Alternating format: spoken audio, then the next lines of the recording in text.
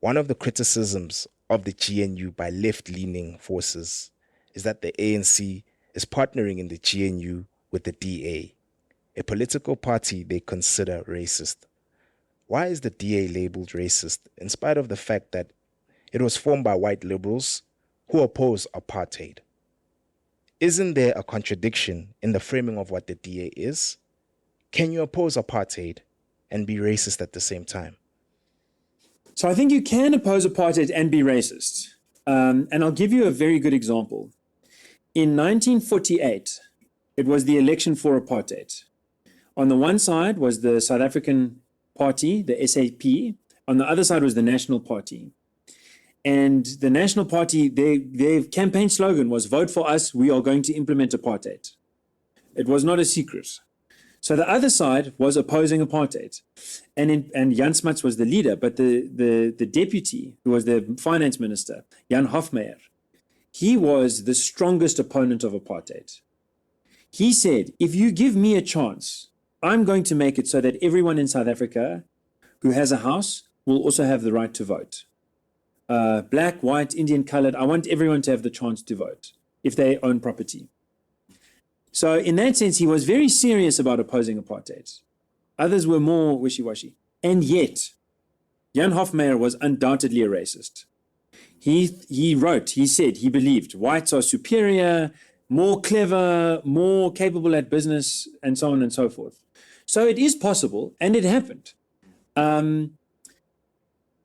But that being said, from 1948 to the point when the PFP, the Progressive Federalist Party, was founded, things had changed. And Helen Suzman, who founded that party, which then you could say evolved into becoming the Democratic Party around the 90s, which then evolved into becoming the Democratic Alliance in the 2000s. She was not a racist. She was a very sincere believer in the transcendent value of human dignity, that it's something applying equally to you and to me and to everybody else, regardless of race. And that founding value, I think, has carried through that party evolution.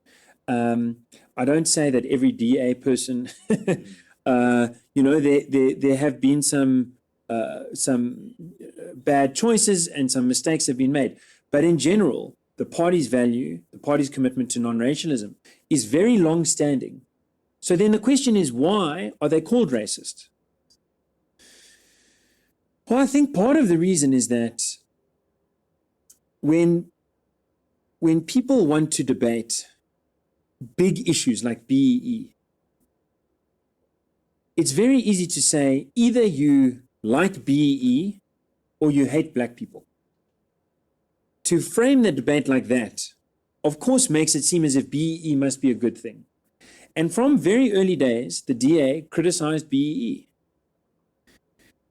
Now, in my opinion, some people criticize BEE because they are racist, because they do hate black people. So you can say that story. I mean, this country had apartheid. We must be serious. There have been serious racists in this country and in big numbers. But there's also another way to criticize it. To say it's not at all because of the color of the skin of people. It's because the way the system is designed, it's bound to fail. And that kind of good faith criticism, if you see it coming as a BE supporter, you see someone coming along with a clever story, a lot of compassion, a lot of statistics, he wants to criticize BEE, and you don't know how to debate that guy. The easiest thing to do is to say he's a racist. Or if he's a black guy, to call him a coconut or an Oreo or a traitor of his race or whatever. And often the criticisms are much harsher actually against black DA members than against white DA members. But without getting into that too much in detail, the point that I'm trying to make is, I think a lot of that has been bad faith. It's been an effort to distract from the real policy debate.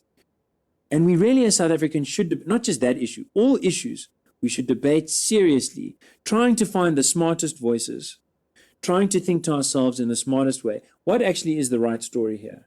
And in that sense, we're in a competition with those who want to debate clearly and those who want to insult their way into grabbing more power from the right, from the left, from all directions, there are such politicians. And the old Latin word for them is a demagogue. It's someone who dominates by using bullying tactics from high school, from primary school.